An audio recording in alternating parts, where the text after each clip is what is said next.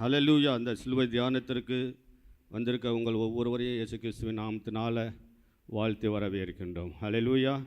கர்த்தர் தாமே நம்ம ஒவ்வொருவரையும் ஆசீர்வதிப்பாராக. உபாகமத்தின் புத்தகம் 21வது அதிகாரம் 22, 23 வசனம். கொலை செய்யப்பட்ட ஒருவன் மேல் சாவுக்கு பாத்திரமான பாவம் உண்டாயிருக்க அவனை கொலை செய்யும்படி மரத்திலே தூக்கி போடுவாயானால் இரவிலே அவன் பிரேதம் மரத்திலே தொங்கலாகாது.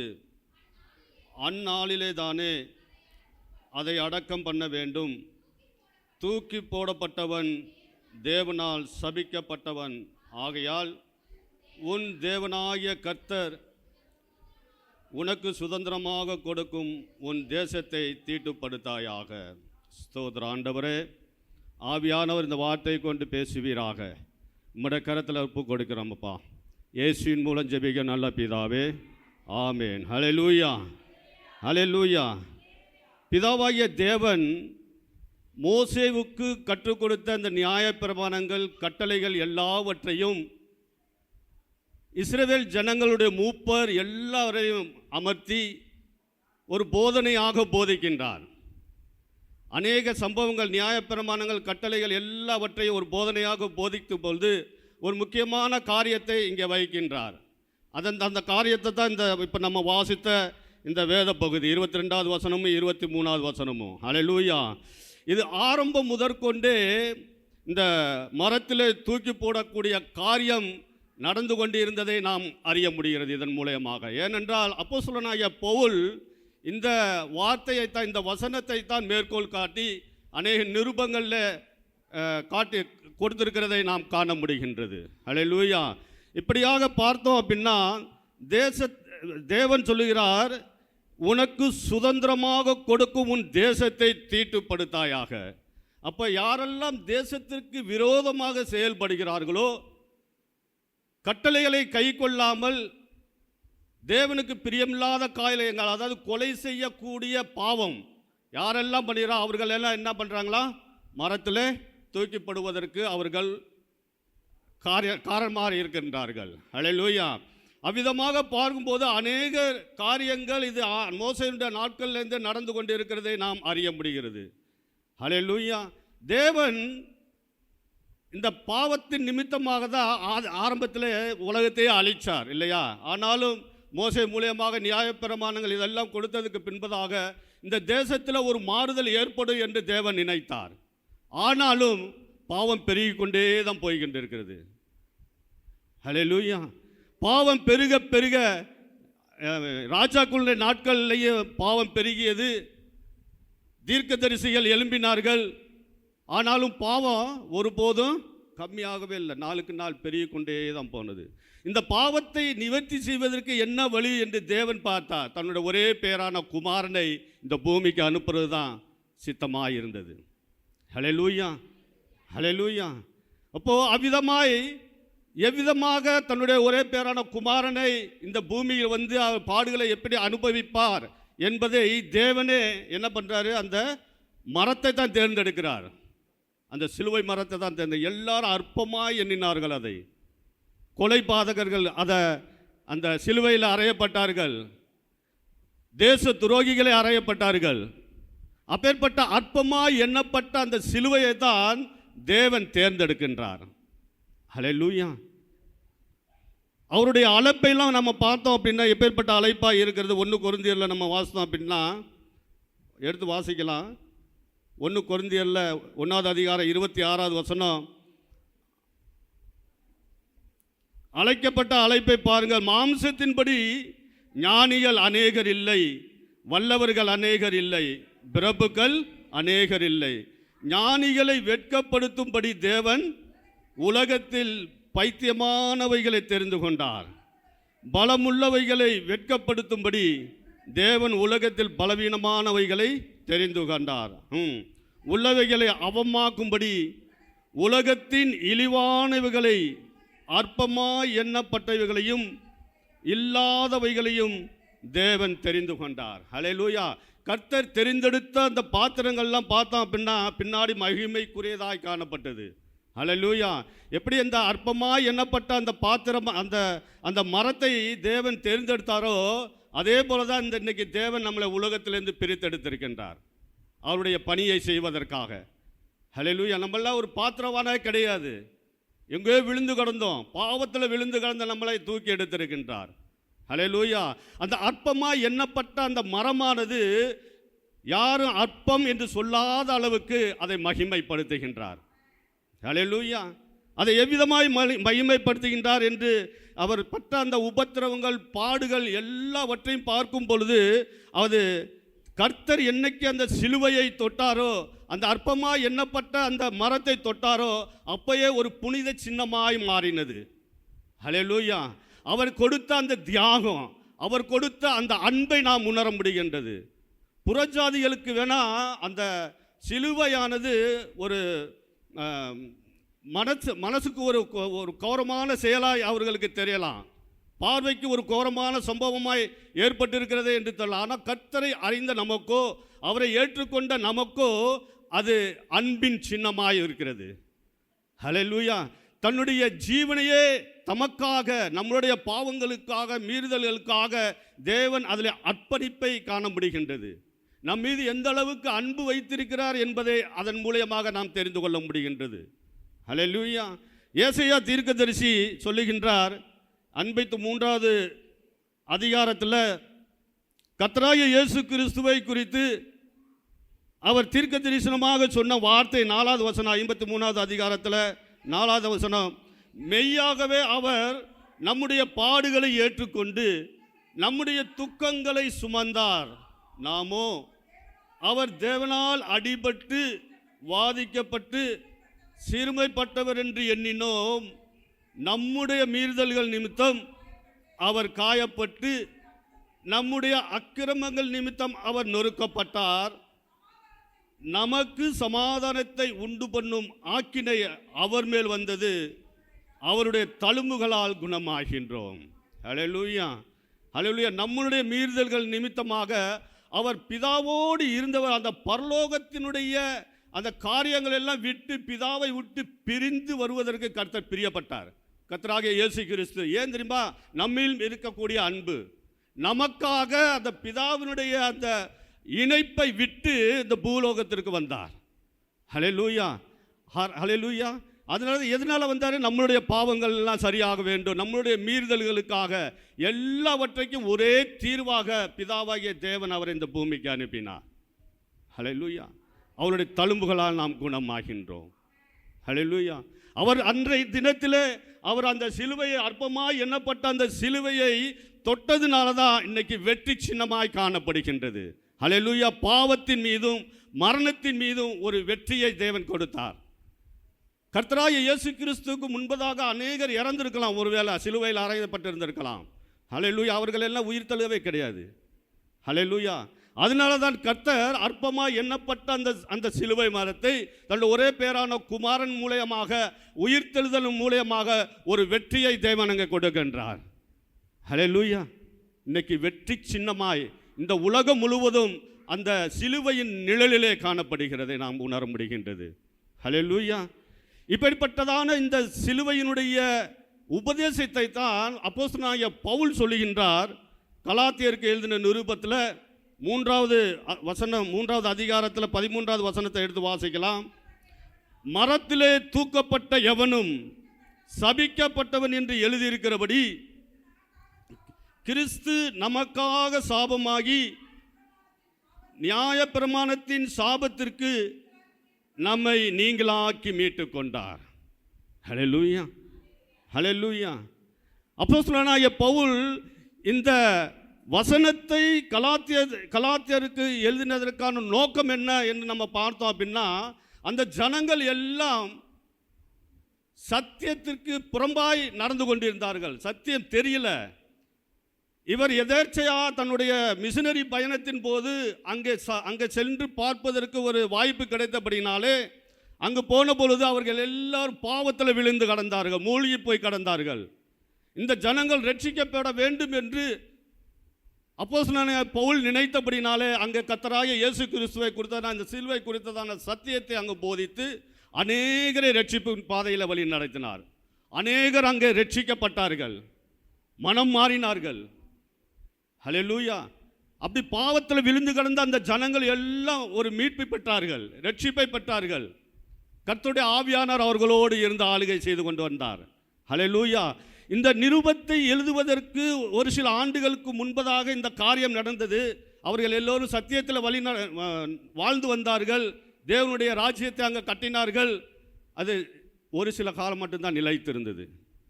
எப்பொழுது அங்கே ஸ்தாபித்து அவர் வந்தாரோ அதுக்கப்புறம் யூத மார்க்கத்தார் ஆகிய அந்த போதகர்கள், கிறிஸ்துவை ஏற்றுக்கொள்ளாதவர்கள், யெகோவா விட்னஸ், அவர்கள் என்ன பண்ணாங்க, சத்தியத்திற்கு புறம்பான காரியங்களை பேசி அவர்களை திசை திருப்ப ஆரம்பித்தார்கள். ஹல்லேலூயா. அந்த திசை திருப்பினதுனால அவர்கள் எல்லோரும் வழி விலகி, ஒவ்வொருத்தராக வழி விலகி போயிட்டாங்க, சத்தியத்தில் விட்டு வழி விலகி போயிட்டாங்க. ஹல்லேலூயா. சத்தியத்தை விட்டு வழி விலகின காரியத்தை அப்போஸ்தலனாகிய பவுல் கேள்விப்பட்டதுக்கு அப்புறம்தான் அவர் எழுதுகிறார். 3வது அதிகாரத்தில் முதல் வசனத்தில் பார்க்கும்போது, புத்தி இல்லாத கலாத்தியரே, நீங்கள் சத்தியத்திற்கு கீழ்ப்படியாமல் போகத்தக்கதாக உங்களை மயக்கினவர் யார்?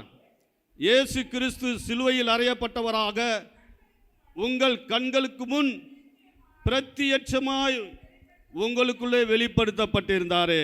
ஆவியினாலே ஆரம்பம் பண்ணின நீங்கள் இப்பொழுது மாமிசத்தினாலே முடிவு பெறப் போகிறீர்களோ?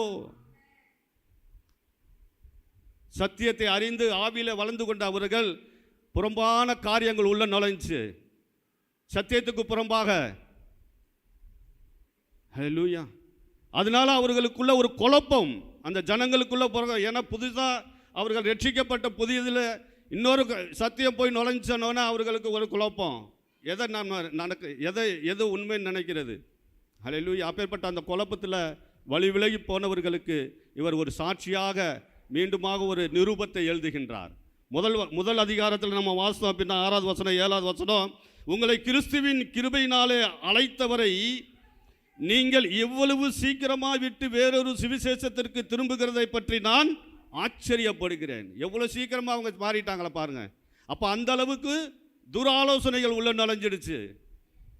ஹல்லேலூயா. இன்னைக்கு தேசத்தில் அநேக இடங்களில் துராலோசனைகள், கள்ள தீர்க்க தரிசனங்கள், கள்ள போதகங்கள் நம்ம கேள்விப்படுறோம், அநேக கேள்விப்படுறோம், வாட்ஸ்அப்லாம் கேள்விப்படுறோம்.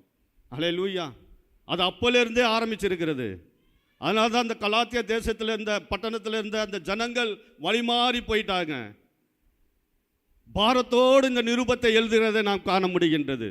அவருக்குள்ள இந்த பாரத்தை அவர் வெளிப்படுத்துகின்றார். ஹல்லேலூயா. அடுத்த வசனம், வேறொரு சுவிசேஷம் இல்லையே, சிலர் உங்களை கலகப்படுத்தி கிறிஸ்துவினுடைய சுவிசேஷத்தை புரட்ட மனதாய் இருக்கிறார்களே அல்லாமல் வேறல்ல. ஹல்லேலூயா.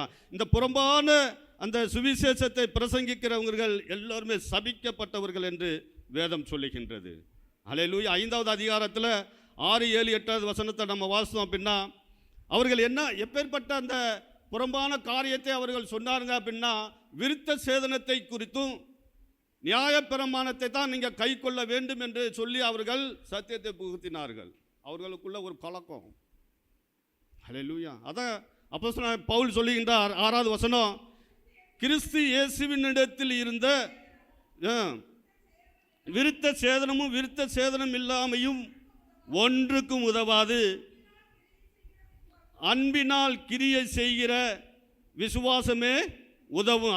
7வது வசனம், நீங்கள் நன்றாய் ஓடினீர்களே, சத்தியத்திற்கு கீழ்ப்படியாமல் போக உங்களுக்கு தடை செய்தவன் யார்? இந்த போதனை உங்களை அழைத்தவரால் உண்டானதல்ல. ஹல்லேலூயா.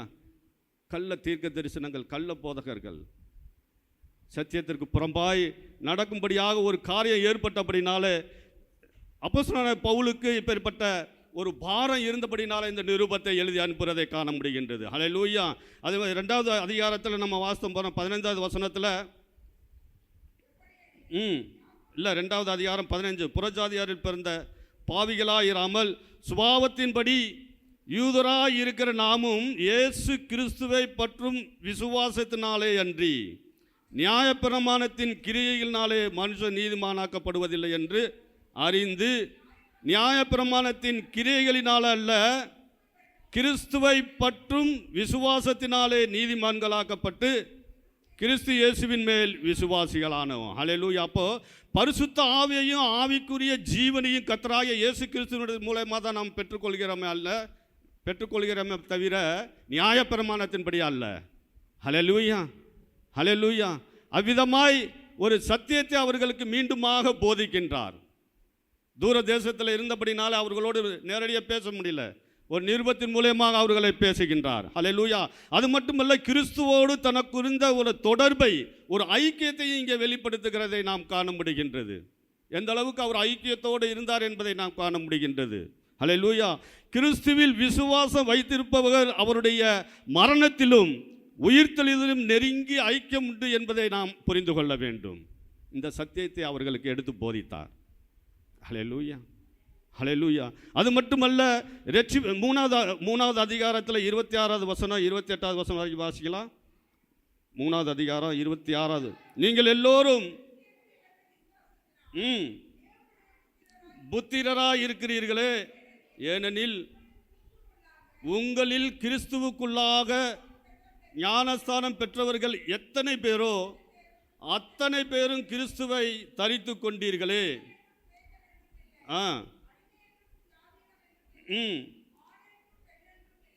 நீங்கள் எல்லோரும் கிறிஸ்து இயேசுவுக்குள் ஒன்றாய் இருக்கிறீர்கள். ஹல்லேலூயா. 6வது அதிகாரத்தில் அதை சொல்கிறாரு.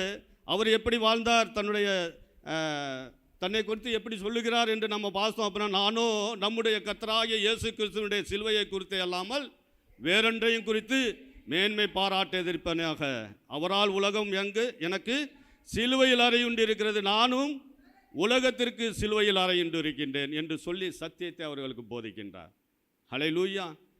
ரட்சிப்பானது தேவ கிருபையினால தான் ரட்சிப்பை நம்ம பெற்றுக்கொள்கிறோம். ரட்சிப்புக்கு ஒரே வழி கர்த்தராகிய இயேசு கிறிஸ்து ஒருவரே தான். ஹல்லேலூயா. அதான் யோவான் எழுதின சுவிசேஷத்தில் நம்ம வாசிக்கிறோம். 14வது அதிகாரம் 6வது வசனத்தில் நம்ம வாசித்தோம் அப்படின்னா, அவரே சத்தியமும் ஜீவனுமாய் இருக்கிறார், வழியும் சத்தியமும் ஜீவனுமாய் இருக்கிறார். ஹல்லேலூயா. எல்லாவற்றிற்கும் ஒரு முதற்படியாக கர்த்தராகிய இயேசு கிறிஸ்து ஒருவர் தான். அவரை மாத்திரம்தான் நம்ம பற்றி கொள்ள வேண்டும். ஹல்லேலூயா. இன்னைக்கு தேசத்தில் எவ்வளவோ காரியங்கள் நடந்து கொண்டிருக்கிறதை நாம் உணர்கிறோம், அறிகிறோம். கள்ள போதகங்களுக்கு, தீர்க்க தரிசனங்களுக்கு நம்ம எப்பயுமே செவி சாய்க்கவே கூடாது. கர்த்தர் நமக்கு தெளிந்த புத்தியை நமக்கு கொடுத்திருக்கின்றார். ஹல்லேலூயா. அந்த தெளிந்த புத்தியை நாம் பயன்படுத்தி கொள்ள வேண்டும். நம்ம ஏமாந்து போயிடக்கூடாது. இன்றைக்கி ஏமாந்து போய் பல சபைகளுக்கு போயிட்டு வந்துக்கிட்டு இருக்கிறாங்க. ஹல்லேலூயா. கடைசியில் ஒரு இடத்துல வந்து உட்காருவாங்க. பல சபைக்கு போயிட்டு கடைசியில் ஒரு இடத்துல வந்து உட்காருவாங்க. கர்த்தருக்கு பிரியமில்லை. ஹல்லேலூயா. சத்தியம் எங்கே விதைக்கப்படுகிறதோ, சத்தியம் எங்கே போதிக்கப்படுகிறதோ, எங்கே துராலோசனைகளுக்கு செவி சாய்க்காமல் இருக்கிறோமோ அங்கே நிலைத்திருக்கும்படி கர்த்தராகிய இயேசு கிறிஸ்து நமக்கு வெளிப்படுத்துகின்றார். ஹல்லேலூயா. இன்னைக்கு அந்த தேவன் அந்த மரத்தை தேர்ந்தெடுத்ததற்கான காரணம் என்ன அப்படின்னாக்க, அந்த அற்பமாய் எண்ணப்பட்ட அந்த காரியங்களை எல்லாம் தேவன் என்ன பண்ணுறாரு, மகிமையாய் நிரப்புகின்றார். ஹல்லேலூயா. மகிமையின் ரூபமாய் மாற்றுகின்றார். ஹல்லேலூயா. இன்னைக்கு இந்த உலகமே அந்த சிலுவையினுடைய நிழலில் தான் இருக்கிறதை நாம் உணர முடிகின்றது. அவர் அந்த சிலுவையில் அவர் கொடுத்த அந்த அன்பு, அவர் அந்த இரக்கம், தாழ்மையை நாம் கற்றுக்கொள்ள முடிகிறது. ஹல்லேலூயா. அதை நாமும் பெற்றுக்கொள்ள வேண்டும் என்பதற்காக தான் விசேஷித்த விதமாக இந்த 40 நாள் தியானம் நம்ம ஏறெடுக்கின்றோம். ஹல்லேலூயா. அவரை மாற்றம் நம்ம பற்றி கொள்வோம், அவருடைய வழியில் செல்வோம். இந்த சிலுவையினுடைய உபதேசங்களை, கர்த்தராகிய இயேசு கிறிஸ்துவினுடைய உபதேசங்களை நாம் இந்த உலகமெங்கும் பறைசாற்றுவோம். நாம் செல்லுமிடம் வருமிடமெல்லாம் தேவனுடைய ஆவியானவர் நம்மளோட கூட இருந்து அவருடைய நாமத்தை மகிமைப்படுத்தவும், அவரை பிரஸ்தாபப்படுத்தவும் ஆவியானவர் நம்மளை கிருபை செய்யும்படியாக, வழி நடத்தும்படியாக நம்ம ஜெபிப்போம். கர்த்தர் பெரிய காரியங்களை செய்வார். சிலுவையிலே தேவன் நமக்கு சம்பாதித்த அந்த பெரிய மாபெரும் ரட்சிப்பு, அந்த அன்பு, அவருடைய தியாகம், அது நமக்கெல்லாம் எடுத்துக்காட்டாக இருக்கிறது. நாம் ஒருவருக்கு ஒருவர் அன்பு செலுத்துவோம். சிலுவை பரலோகத்துக்கு இணைக்கக்கூடிய ஒரு கருவியாக நாம் பார்க்கிறோம், ஒரு பாதையாக நாம் பார்க்கிறோம். சிலுவை, இயேசு சிலுவையில் மரிக்காவிட்டால் நமக்கு இந்த ரட்சிப்பு வந்திருக்காது, பரலோக ராஜ்யத்துக்குரிய சத்தியமும் நமக்கு வந்திருக்காது. அவர் இந்த பூமிக்கு வந்து அவர் சிலுவையை தேர்ந்தெடுத்து சாபமாயிருந்த அந்த சிலுவையை சாபமான மனிதர்களுக்காக அவர் சாபத்தை முறிப்பவராக சாபத்தை தன்மேல் ஏற்றுக்கொண்டு நமக்கு விடுதலை கொடுத்து, சாபத்திலிருந்து விடுதலை கொடுத்து, பாவத்திலிருந்து விடுதலை கொடுத்து நம்மளை மீட்பதற்காக அந்த சிலுவையை தேர்ந்தெடுத்தார். அந்த சிலுவையிலே தன்னையே தியாக பலியாக ஒப்பு கொடுத்தார். அதன் நிமித்தமாக நாம் மீட்கப்பட்டிருக்கிறோம், நாம் ரட்சிக்கப்பட்டிருக்கிறோம், நம்முடைய பாவங்கள் மன்னிக்கப்பட்டிருக்கிறது. கர்த்தர் நம்மளை நீதிமானாக்கியிருக்கிறார். இதை விசுவாசிக்கிற யாவருக்கும் இந்த சிலாக்கியத்தை தேவன் கொடுக்கிறார். ஹல்லேலூயா. நன்றி இயேசுவே, நன்றி தகப்பனே, உம்மை துதிக்கிறோம்.